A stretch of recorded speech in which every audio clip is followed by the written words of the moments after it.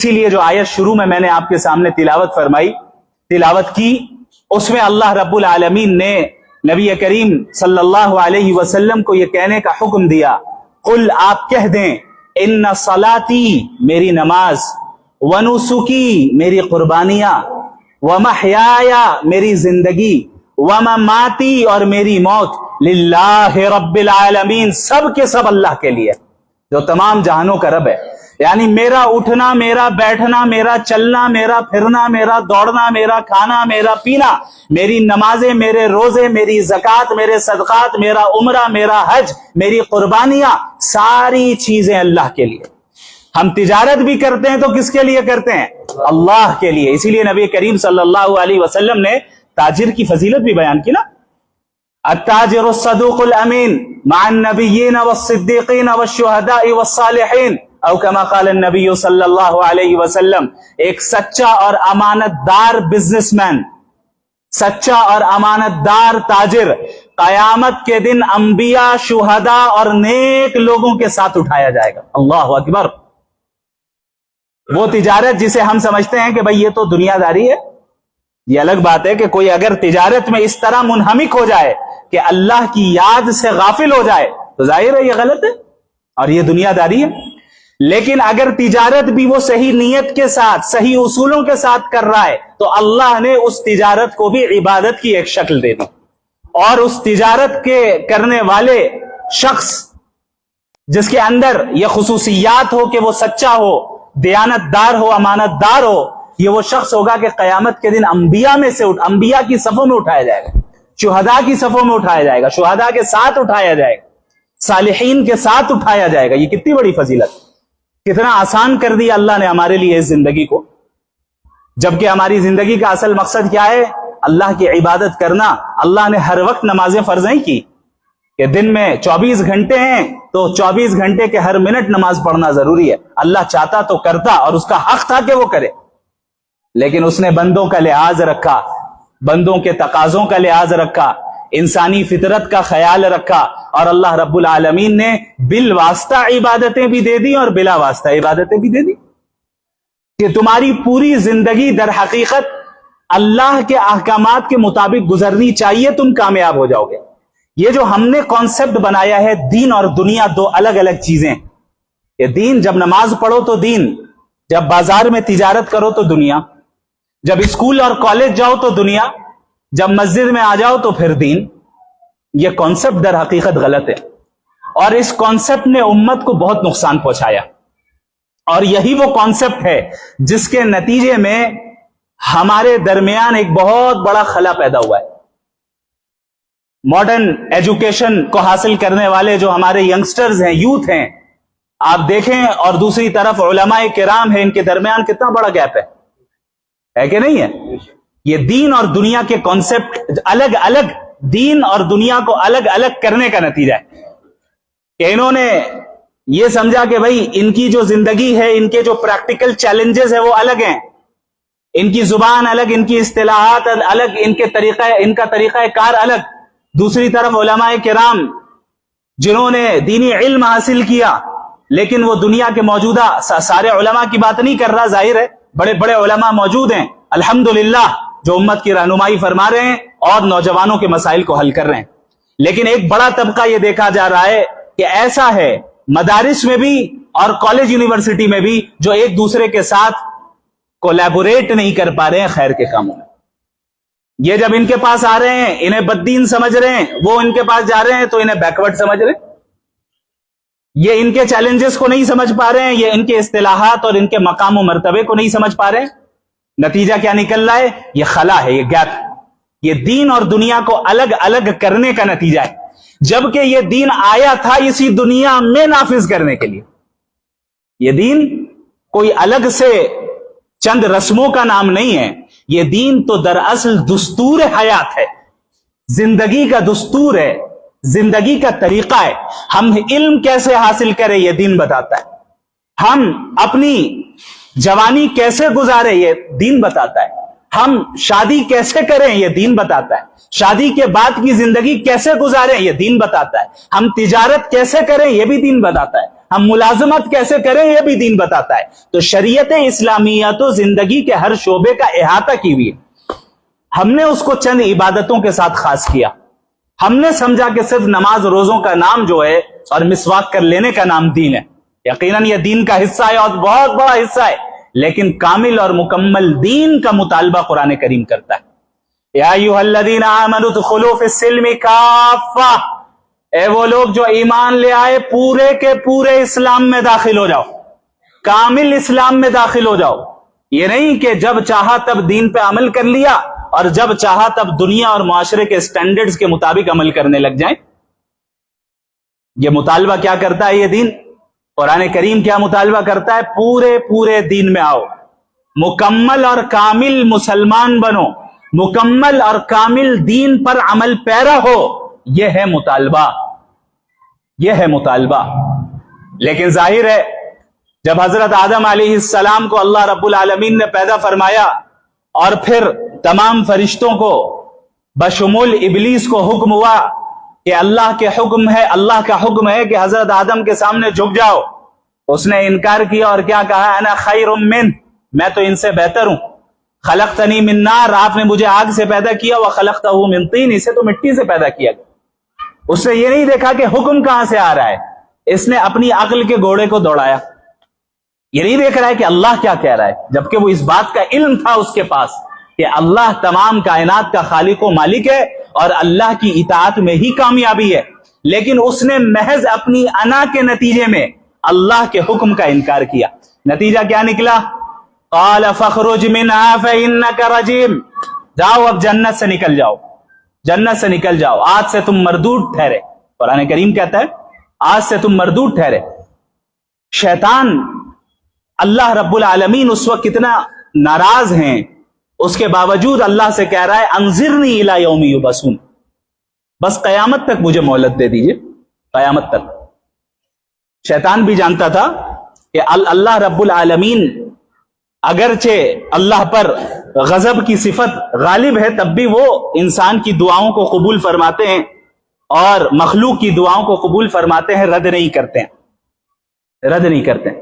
اس نے کہا انظرنی الی یوم یبعثون، بس قیامت تک مجھے مہلت دیجئے. میں کیا کروں گا؟ لأغوینہم اجمعین، آدم اور آدم کی اولاد کو سیدھے راستے سے ہٹا کر رہوں گا. چیلنج، یہ نہیں کہا کہ میں ہٹاؤں گا، کہا لأغوینہم اجمعین. جو عربی جانتے ہیں وہ اس اسلوب سے واقف ہے. لأغوینہم اجمعین، ضرور بالضرور ان کو سیدھے راستے سے ہٹا کر رہوں گا. یہ چیلنج کسے کر رہا ہے؟ وہ اللہ کو کر رہا ہے، اللہ کو کہہ رہا ہے میں کر کے رہوں گا. اب آپ دیکھیں، آپ نے مجھے نکال دیا. یہ تھا کبر، تکبر. جب انسان کے اندر تکبر آ جائے نا، وہ اپنے خالق کو بھی بھلا بیٹھتا ہے. فرعون کے ساتھ کیا ہوا؟ اقتدار اور حکومت کا نشہ اس پر ایسا سوار ہوا کہ اس نے اپنے آپ کو رب ڈکلیئر کیا کہ انا ربکم الاعلی، میں تمہارا سب سے بڑا رب ہوں.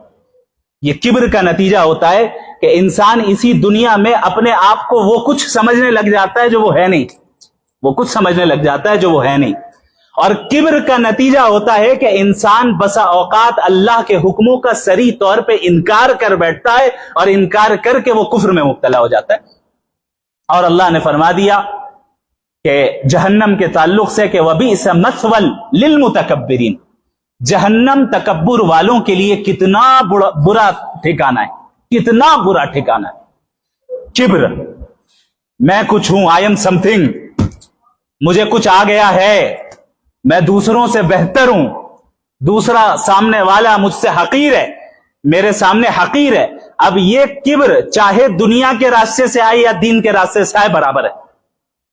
دنیا کے راستے سے آنے کا مطلب میں اتنا مالدار ہوں، یہ غریب مجھے کیا بتائے گا، میرے پاس فلاں عہدہ اور فلاں منصب ہے، یہ کیا بتائے گا مجھے، میری اتنی عزت اور اتنی شہرت ہے، یہ کیا بتائے گا، یہ میرے سامنے کھڑا ہوگا، یہ میرے ساتھ بیٹھے گا. دین کے اعتبار سے میں تو تہجد گزار ہوں، یہ پینٹ شرٹ پہننے والا کیا بتائے گا. یہ بھی مزاج ہمارے یہاں، یہ بھی مزاج ہمارے یہاں. میں تو تہجد گزار ہوں، یہ بے نمازی مجھے کیا بتائے گا. یہ ہے کبر دین کے راستے سے. شیطان نے جب اللہ رب العالمین کو چیلنج کیا اور کہا لأغوینہم اجمعین، तमाम के तमाम आपके बंदों को मैं गुमराह करके रहूंगा। और यह भी बयान किया जो कि सूरह अलिफ लाम मीम साद वाली जो सूरत है, जब आप उसको पढ़ेंगे सूरह आराफ, उसमें आप इन आयतों का भी इजाफा देखेंगे जहां अल्लाह रब्बुल आलमीन ने शैतान के इस कौल को नकल किया कि मैं इस आदम या और इस आदम की औलाद के आगे से, पीछे से, दाएं से, बाएं से, हर जगह से मैं इस पर हमला करूंगा और इसे अपने ट्रैप में फंसाऊंगा, अपने जाल में फंसाऊंगा। अल्लाह ने क्या फरमाया? जाओ जो करना है कर लो, लेकिन इल्ला इबादक मिनहुमुल मुखलसीन। शैतान खुद एतराफ कर रहा है कि मैं गुमराह करूंगा, लेकिन चंद मखसूस बंदे हैं जिन पर मेरी चलेगी नहीं। चंद मखसूस बंदे हैं जिन पर मेरी चल नहीं सकेगी। अल्लाह ने भी फरमा दिया कि जाओ मैं तुम्हें इख्तियार दे रहा हूं कयामत तक के लिए, तुम्हें मौत नहीं आएगी, जो करना है करो, और जिस पर तुम्हें कंट्रोल हासिल करना है कोशिश कर लो, कर तो लोगे, लेकिन मेरे नेक और इस्लाह करने वाले बंदों को गुमराह नहीं कर सकते। अल्लाह रब्बुल आलमीन ने बयान फरमाया। अब जिस दिन हजरत आदम के सामने शैतान ने झुकने से मना किया और अल्लाह रब्बुल आलमीन के सामने ये चैलेंज किया और ये बातें बयान फरमाई, ये बातें बयान की, शैतान ने उस दिन से नए नए अलग अलग हरबे और तरीके इख्तियार किए इंसानों को गुमराह करने के लिए। हर जमाने में कोई नया शोशा, कोई नया फितना वो उठाता और बड़े ही दिलकश नारों के साथ उठाता, ताकि लोग शिर्क में मुब्तला हो जाएं, कुफ्र में मुब्तला हो जाएं, अल्लाह की नाफरमानी में मुब्तला हो जाएं और अल्लाह की इताअत से इनहराफ करने लग जाएं, दीन से फिर जाएं। शैतान ने कोशिशें की हर जमाने में, और अल्लाह रब्बुल आलमीन ने हर जमाने में अपनी जानिब से नबी को भेजा। एक तरफ शैतान कोशिश कर रहा है बंदों को गुमराह करना है, दूसरी तरफ अंबिया की कोशिश है कि बंदों को हिदायत पर लाना है, बंदों को हिदायत पर लाना है। तमाम अंबिया अलैहिमुस्सलातु वस्सलाम बशुमूल मुहम्मदुर रसूलुल्लाह सल्लल्लाहु अलैहि वसल्लम खातमुन नबिय्यीन इस दुनिया में भेजे ही इसलिए गए ताकि तमाम इंसानों को गुमराही से निकाल कर अल्लाह की इताअत में लगा दें और अल्लाह की गुलामी में लगा दें। अब ये दो ताकतें हैं, शैतानी ताकत और अंबियाई ताकत, या यूं कहें कि शैतानी ताकत और रहमानी ताकत, और इन दोनों ताकतों के दरमियान हमेशा से कॉन्फ्लिक्ट जारी है, कशमकश जारी। बज़ाहिर ऐसे हालात तारीख में भी गुजरे जहां ऐसा महसूस हुआ कि शैतानी ताकतों को मुकम्मल गलबा हासिल होने वाला है। अब शायद ये रहमानी ताकत और अंबियाई ताकत शिकस्त खा जाए। हालात ऐसे संगीन हुए, ऐसे सख्त से सख्त फितने वजूद में आए, ऐसी सख्त से सख्त आजमाइशें वजूद में आई कि महसूस होने लगा कि अब ये दीन हनीफ जो है, जो सही दीन है अल्लाह रब्बुल आलमीन का, वो मगलूब हो रहा है। लेकिन अल्लाह रब्बुल आलमीन ने हर जमाने में ऐसे अफराद को खड़ा किया जिन्होंने अपने अपने जमाने के फितनों को कुचल कर रख दिया। आप पूरी इस्लामी तारीख को उठाकर देख लें, आपको ये सारी चीजें नजर आ जाएंगी। हम और आप जिस जमाने में रह रहे हैं, इस जमाने में भी शैतानी ताकतें बड़े जोरों शोर के साथ काम कर रही हैं, और मकसद क्या है? आपको आपके सही अकीदे से हटा देना, आपको आपके सही फिक्र से हटा देना, आपको अल्लाह के नबी और अंबिया के रास्ते से हटा देना, आपको सलफ सालिहीन के रास्ते से हटा देना, आपको रिजालुल्लाह और अहलुल्लाह के रास्ते से हटा देना। यह मकसद है। क्यों? क्योंकि उसने यह चैलेंज दिया है कि हमें इन्हें गुमराह करना है, इसकी वजह से मैं जहन्नम में जा रहा हूं। चूंकि मैंने इसके सामने मैं झुका नहीं, लिहाजा यह सबब बना, हालांकि वो अपनी गुमराही का खुद सबब है, खुद वजह है। उसने यह आज़म कर लिया कि अब तो गुमराह करना है। अब आप मौजूदा जमाने के फितनों को अगर पास्ट के फितनों के साथ कंपेयर करने जाएं तो बज़ाहिर ऐसा ही महसूस होता है कि इस जमाने के फितने ज्यादा खतरनाक हैं, और नबी करीम सल्लल्लाहु अलैहि वसल्लम की अहादीस से भी इसका सबूत मिलता है। बाज़ रिवायतों में है कि आने वाला हर दिन पिछले दिन के मुकाबले में ज्यादा पुरफितन और ज्यादा शर वाला होगा। زیادہ شر والا ہوگا. آپ صلی اللہ علیہ وسلم قیامت کے قریب کے زمانے سے پناہ مانگتے تھے, دجالی فتنوں سے پناہ مانگتے تھے کہ قیامت کے قریب کا زمانہ ایسا ہوگا جہاں دجالی فتنے چاروں طرف چھا جائیں گے. خود غور کریں, دجال کسے کہا جاتا ہے؟ دجال, دجل کہتے ہیں دھوکے کو, ڈیلیوژن کو, اور دجال کہتے ہیں بہت زیادہ دھوکہ دینے والا, حق کو باطل بنا کر دکھانے والا, باطل کو حق بنا کر دکھانے والا, یہ ہے دجال. تو یہ جو دجل و فریب باطل طاقتیں انجام دیتی ہیں, دجال کا زمانہ ایسا زمانہ ہوگا جو دجل و فریب کی بالکل پیک پر ہوگا, عروج پر ہوگا, انتہا پر ہوگا. اسی لیے نبی کریم صلی اللہ علیہ وسلم نے فرمایا کہ جب دجال آئے گا اس کے ایک ہاتھ میں جنت اور ایک ہاتھ میں جہنم, اور آپ نے فرمایا کہ جو جنت ہے وہ در حقیقت آگ ہے اور جو آگ ہے وہ در حقیقت جنت ہے. یعنی صحیح کو غلط, غلط کو صحیح, بینیفیشیل چیز کو نقصان دہ بنا کر دکھانا اور نقصان دہ چیز کو بینیفیشیل بنا کر دکھانا. اب آپ بتائیے, جس زمانے میں ہم اور آپ رہ رہے ہیں جہاں مغربی تہذیب اور ویسٹرن سویلائزیشن کو اور ویسٹرن آئیڈیالوجیز کو پورا غلبہ حاصل ہے, کیا آج باطل افکار اور باطل آئیڈیالوجیز کو حق بنا کر دکھایا جا رہا ہے کہ نہیں دکھایا جا رہا ہے؟ باطل افکار کو اب تو ہیومن رائٹس قرار دے دیا گیا کہ بھائی ایک انسان ہے, ایک مرد ہے, ایک عورت ہے, زنا کرنا چاہے اپنے کنسنٹ سے کر رہے ہیں, اپنی رضامندی سے کر رہے ہیں, جائز ہے, اس کا رائٹ ہے, لیگل ہے, کوئی اس کو روک نہیں سکتا. آپ کون ہوتے ہیں روکنے والے؟ کوئی کھلے عام اللہ کی بغاوت کر رہا ہے, اللہ سے بغاوت کر رہا ہے, کھلے عام فسق و فجور میں مبتلا ہے, آپ نہیں روک سکتے. یہ آپ کا رائٹ نہیں ہے, یہ اس کا رائٹ ہے کہ وہ جو کرنا چاہے کرے. اور پوری دنیا میں اس وقت بشمول بہت سے متعدد سیدھے سادے بھولے بھالے مسلمان اس ٹریپ میں پھنسے ہوئے, اس جال میں پھنسے ہوئے. مغربی تہذیب اب اپنی آئیڈیالوجیز کے ذریعے در حقیقت ہمارے ایمان کو کھوکھلا کر رہی ہے, ہمارے عقائد کو کھوکھلا کر رہی ہے, ہمیں لبرلزم کی طرف لے جا رہی ہے. کون سی لبرٹی؟ وہ لبرٹی جو در حقیقت اللہ سے بغاوت کرنے کے اوپر لیبل لگا دیا گیا اس کا. اب آپ شراب کی بوتل پہ زمزم لکھ دیں یا زمزم کا لیبل لگا دیں اور لکھ دیں الحرمین الشریفین, وہ پانی, وہ بوتل زمزم تھوڑی ہوگا, وہ شراب ہی رہے گی. یہی ہے دھوکہ جو آج اس 21ویں صدی میں مغربی دنیا نے ہر میدان میں, چاہے سیاست کا میدان ہو, چاہے معیشت کا, اکانومی کا میدان ہو, چاہے تعلیم اور ایجوکیشن کا میدان ہو, چاہے پولیٹکس کا میدان ہو, چاہے کوئی بھی میدان ہو, ہمارا سوشل جو سماجی نظام ہے اس کا میدان ہو, ہر جگہ پر ایسی آئیڈیالوجیز ہیں جو در حقیقت باطل کو حق بنا کر دکھا رہی ہے اور حق کو باطل بنا کر دکھا رہی ہے. اور ہمیں ان آئیڈیالوجیز کی زنجیروں میں اس طرح جکڑ لیا گیا ہے کہ اس سے باہر نکلنا ایک مسلمان کو بڑا مشکل نظر آتا ہے. بسا اوقات مسلمان بھی کہنے لگتا ہے ہاں بات تو یہی صحیح ہے, لیکن آج کے زمانے میں بات تو یہی صحیح ہے مفتی صاحب جو آپ کہہ رہے ہیں, لیکن آج کے زمانے میں تو تھوڑا سا غور فرما لیے. یعنی آپ یہ مان رہے ہیں کہ دین آج کے زمانے کے لیے نہیں ہے, یہی ہے نا. نبی صلی اللہ علیہ وسلم فرما رہے ہیں لا یؤمن احدکم حتی یکون ہواہ تبعا لما جئت بہ, تم میں سے کوئی اس وقت تک مومن ہو نہیں سکتا جب تک کہ وہ اپنی ڈیزائرز کو میری شریعت کے تابع نہ کر دے.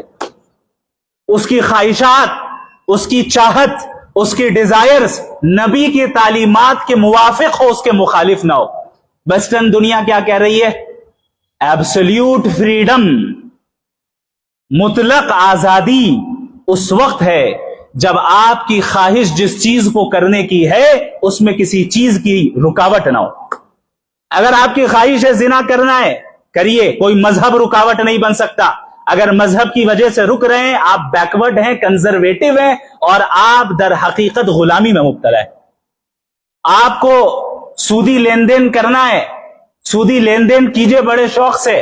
سود لینا اور دینا, اگر اس سے کوئی کتاب تمہیں روک رہی ہے, کوئی خدا تمہیں روک رہا ہے, کوئی مذہب تمہیں روک رہا ہے اور تم رک جا رہے ہو, تو جان لو کہ تم کنزرویٹو ہو اور تم بلائنڈلی فالو کرنے والے ہو. یہ باتیں آتی ہیں کہ نہیں آتی؟ آتی ہیں نا. اب آپ بتائیے ہم حقیقی دجال کے خروج کے زمانے سے کتنا قریب ہیں؟ یہ سارے فتنے تو در حقیقت چھا چکے ہیں ہر جگہ پہ. آپ اکانومی کے میدان میں جائیں, کیپٹلزم کو کیسا غلبہ حاصل ہے. کیپٹلزم کے خلاف آپ کام کر کے دیکھیں, راتوں رات آپ غائب ہو جائیں گے. سیاست کے میدان میں آ جائیں, سیکولرزم کو ایسا مقدس نظام بنا کر پیش کیا گیا کہ آپ اس نظام کے خلاف بول کر دیکھیں کیا حل کیا جائے گا. آپ انڈیویجول انسان کی لائف میں آ جائے, کس طرح لبرلزم کو پروموٹ کیا گیا, آپ اس کے خلاف بول کر دیکھیں آپ پر کیسی تانو تشنی ہوگی, آپ کیسے اینٹی ہیومن رائٹس قرار دیے جائیں گے. عورتوں کا مسئلہ آ جائے, کیسے فیمنزم کو ان کے دل و دماغ میں گھول کر پلا دیا گیا. آپ حجاب کی بات کرنے کی جرت تو کر کے دیکھیں, پھر آپ کے ساتھ کیا سلوک کیا جاتا ہے. یہ زمانہ آ گیا. نبی کریم صلی اللہ علیہ وسلم نے فرمایا تھا کہ ایک زمانہ آئے گا کہ جس وقت اس دین پر قائم رہنے والا شخص ایسا ہوگا کالقابض علی الجمرہ, آگ کے انگارے کو تھامے رکھنے والا. اب آپ آگ کے انگارے کو ہاتھ میں کتنے ہی سیکنڈ رکھ سکتے ہیں؟ رکھنا ہے, مضبوطی سے پکڑیں, تکلیف ہو رہی ہے لیکن جھیل رہے ہیں. ایسا زمانہ آئے گا کہ جب دین پر عمل کرنا آگ کے انگارے کو تھامے رکھنے کے مقابلے میں ہوگا, اور اس جیسا ہوگا. ہم اسی زمانے میں آتے جا رہے ہیں میرے بھائی. اور اس وقت یاد رکھیں, چاروں طرف سے اس بات کی کوشش ہے کہ نوجوان لڑکے اور لڑکیوں کو ایمان سے دور کرو. اسی لیے ایسے ایسے ڈاؤٹس اور شبہات کریٹ کیے جاتے ہیں کہ آپ مذہب کے تعلق سے, بالخصوص اسلام کے تعلق سے تذبذب میں پڑ جائیں, ڈاؤٹ میں پڑ جائیں. بھائی ایسا کیوں ہے, ویسا کیوں ہے, یہ بات تو صحیح نہیں ہے, یہ بات تو غلط ہے. اب آپ جج کیسے کر رہے ہیں, کیسے آپ حکم بن رہے ہیں؟ دنیا کے بنائے ہوئے اپنے اسٹینڈرڈز کو حکم بنا رہے ہیں, اس سے آپ طے کر رہے ہیں. وحی الہی کو, ریویلیشن آف اللہ کو ہم جج کر رہے ہیں اپنی محدود عقل سے. اس سے بڑی حماقت اور بے وقوفی اور کچھ نہیں ہو سکتی کہ ایک انسان اپنی عقل, جو کہ ناقص بھی ہے اور لمیٹڈ بھی ہے, اس سے اللہ کی لامحدود حکمت کو جاننا چاہے, اس کا احاطہ کرنا چاہے. ایسا ہو ہی نہیں سکتا. جب جب عقل کو وحی کے اوپر ترجیح دی گئی وہ انسان گمراہ ہوا. جب جب وحی الہی اور ریویلیشن آف اللہ پر انسان نے اپنی ریزننگ کو ترجیح دی ہے, اسے پرائیورٹائز کیا ہے, وہ انسان گمراہی کا شکار ہوا. جبکہ اللہ رب العالمین نے عقل کے استعمال کرنے کا حکم دیا. اسی لیے قرآن کریم میں اللہ نے بار بار کہا عقل نہیں رکھتے, ذرا زمین و آسمان پر غور کر کے دیکھو, عقل نہیں رکھتے. لیکن یہ بتا دی کہ بھائی تمہارے پاس جو عقل ہے اس کی ایک باؤنڈری ہے, اس کی ایک لمیٹیشن ہے. اس باؤنڈری کے باہر کی چیزوں کو جاننا ہے تو اب تم عقل سے نہیں جان سکتے. کس چیز سے جانو گے؟ وحی الہی, ریویلیشن آف اللہ, جو انبیاء علیہ السلام پر نازل ہوئی, چونکہ یہ در حقیقت موسٹ ایکوریٹ انفارمیشن لے کر آئی. وحی ایک ایسا سورس آف نالج ہے جو موسٹ ایکوریٹ ہے, بالکل صحیح اور سٹیک, اس میں غلطی نہیں ہو سکتی. کیوں؟ کیونکہ یہ سورس آف نالج براہ راست الحکیم اور العلیم کی طرف سے آئی, آل وائز آل نوئنگ کی طرف سے. آل وائز اور آل نوئنگ ذات کبھی خطا کر سکتی ہے؟ خطا انسان وہاں کرتا ہے جس چیز کا علم نہ ہو, غلطی ہو گئی. اب اللہ کی ذات العلیم ہے, آل نوئنگ, ہر چیز کا علم رکھنے والی, اور الحکیم بھی ہے کہ کوئی کام بغیر حکمت کے نہیں کرتی. اب آپ بتائیے ایسی ذات سے خطا ہو سکتی ہے؟ نہیں ہو سکتی. تو جو وحی اس کی جانب سے آ رہی ہے اس میں خطا اور غلطی کا امکان تک نہیں ہے. یہ الگ بات ہے کہ ہماری محدود عقل ہر چیز کی حکمت کو نہ سمجھ پائے. بیونڈ آور ریزن کوئی حکمت اللہ کے حکم کی ہو سکتی ہے, لیکن وہ عقل کے مخالف نہیں ہوتی. ایسا نہیں ہوتا کہ ہمیں سمجھ میں نہیں آ رہا ہے, چونکہ انسان کی عقلیں بھی تو متفاوت ہے نا. بھئی میری عقل کچھ ہے کہے گی, آپ کی عقل کچھ کہے گی. اگر عقل ہی معیار بن جائے حق کا, تب تو حق ایک نہیں کئی سارے ہو جائیں. ہر ایک جو ہے حق اور باطل اور اصول دین کے معاملے میں عقل کے گھوڑے دوڑانے لگے تو نتیجہ کیا نکلے گا؟ ایک کیوس برپا ہو جائے گا اور ایک جو ہے افراتفری کا عالم ہو جائے گا اور ہر ایک نئے دین کو گڑھ رہا ہوگا، جیسے آج کل ہو رہا ہے۔ سوشل میڈیا پہ کتنے سو کالڈ اسکالرز بیٹھے ہوئے ہیں، قرآن اور حدیث کے نام پہ نوجوانوں کو گمراہ کر رہے ہیں۔ نبی نے یہ فرمایا، اللہ نے یہ فرمایا، گمراہ کیے جا رہے ہیں۔ نبی صلی اللہ علیہ وسلم کی احادیث میں بھائی ناسخ بھی ہے، منسوخ بھی ہے۔ کل ہی ایک صاحب نے مجھ سے پوچھا کہ بھائی کیا یہ اب ایک انسان رسول کا حوالہ دے رہا ہے تو ہم ظاہر ہے اسی کو مانیں گے؟ ہم نے کہا میں آپ کو ایک حوالہ دیتا ہوں، رسول اللہ، صحیح حدیث، رسول اللہ صلی اللہ علیہ وسلم نے فرمایا کہ جس نے ایسے کھانے کو کھایا جو آگ پر پکا ہو اس کا وضو ٹوٹ جائے گا۔ اب آپ بتائیے کھانا کھا کے وضو کرتے ہیں؟ رسول نے کہا بھائی۔ اچھا، رسول نے چونکہ مفتی صاحب نے کہا ہے، اب جو کہہ رہے ہیں ہر حال میں ماننا نہیں، ویریفائی کرنا۔ یہ حدیث مفتی صاحب جو آپ نے بیان کی ہے منسوخ ہو چکی ہے۔ یہ پہلے ابتدائی اسلام میں یہ حکم تھا، اگرچہ حدیث صحیح ہے۔ پھر دوسری صحیح حدیث یہ بتا رہی ہے کہ یہ عمل اب منسوخ ہو گیا ہے، ایبروگیٹ کر دیا گیا ہے۔ اب اس کی اجازت ہے کہ پکے ہوئے کھانے، آگ پر پکے ہوئے کھانے کے بعد بھی وضو نہیں ٹوٹتا ہے۔ یہ ہے فرق، سمجھ میں آ رہی ہے بات؟ تو آج کل جب انسان اپنی عقل کو دوڑاتا ہے اور اللہ کی بھیجی ہوئی شریعت کو ان مخصوص اصول و ضوابط کے تحت نہیں سمجھتا جو انبیاء نے سیٹ کیے ہیں، تو اس کا نتیجہ یہ نکلتا ہے کہ وہ گمراہ ہوتا ہے، سیدھے راستے سے ہٹ جاتا ہے۔ لہذا موجودہ زمانے میں یہ کہہ رہا تھا کہ مغربی تہذیب کا فتنہ ہر شعبے میں داخل ہے، اور اس طریقے سے ہمارے نوجوانوں کو کریئرزم میں مبتلا کیا گیا ہے، اس طریقے سے مٹیریلزم میں مبتلا کیا ہے کہ انہوں نے یہ سمجھ لیا ہے کہ اب کامیابی اسی وقت حاصل ہوگی جب ہمیں مٹیریلسٹک لائف مل جائے گی۔ اسی لیے پوری محنت دوڑ دھوپ کس چیز پر ہو رہی ہے بھائی؟ اچھی جاب مل جائے، کریئر سیٹ ہو جائے، اپنا بنگلہ ہو جائے، اپنی گاڑی ہو جائے، اتنے کروڑ روپے سیونگز میں ہو جائے، تب جا کر ہم سکسیسفل ہوں گے۔ اتنی عزت مل جائے، اتنی شہرت مل جائے کہ لوگ جو ہے میرے آگے پیچھے چلتے رہے، تب ہم سکسیسفل ہوں گے۔ یہ سوچ کس کی تھی معلوم ہے آپ کو؟ آئیے قرآن کریم میں سورۃ الکہف میں اللہ رب العالمین نے صاحب الجنتین کا ذکر فرمایا ہے۔ دو دوست تھے، ان میں سے ایک دوست ایسا تھا جسے اللہ نے 2 بڑے باغات دیے تھے اور بالکل مٹیریلسٹک لائف دی، اعلیٰ ترین لگژریس لائف، جسے ہم کہہ سکتے ہیں لگژری ایٹ اٹس پیک، وہ حاصل تھی اسے۔ اللہ نے پھر اس کی منظر کشی بھی کی کہ ہم نے انہیں 2 باغات انگور کے دیے، پھر اس کے ارد گرد کھجور کے درخت دیے، پھر ان تمام کے درمیان ایک کھیتی دی، پھر ان تمام کے درمیان نہروں کو جاری کر دیا۔ وہ شخص اپنے اس مومن دوست کے سامنے فخر کرتے ہوئے کہتا ہے انا اکثر منک مالا واعز نفرا، سورۃ الکہف۔ یہ دوست بات ایسی ہے کہ میں تو سکسیسفل آدمی ہوں، کیوں؟ تم سے زیادہ مال ہے، تم سے زیادہ افراد میرے آگے پیچھے گھومتے رہتے ہیں۔ انا اکثر منک مالا، تم سے زیادہ مال بھی ہے میرے پاس، واعز منک نفرا، اور تم سے زیادہ افراد ہے میرے پاس۔ 2 آدمی میرے بیگ کو اٹھا رہے ہیں، 2 آدمی میرے لیے گاڑی کا دروازہ کھول رہے ہیں، کوئی میری چپل اٹھا رہا ہے، کوئی مجھے سلام کر رہا ہے، چونکہ میں پیسہ والا ہوں، مجھے عزت شہرت حاصل ہے۔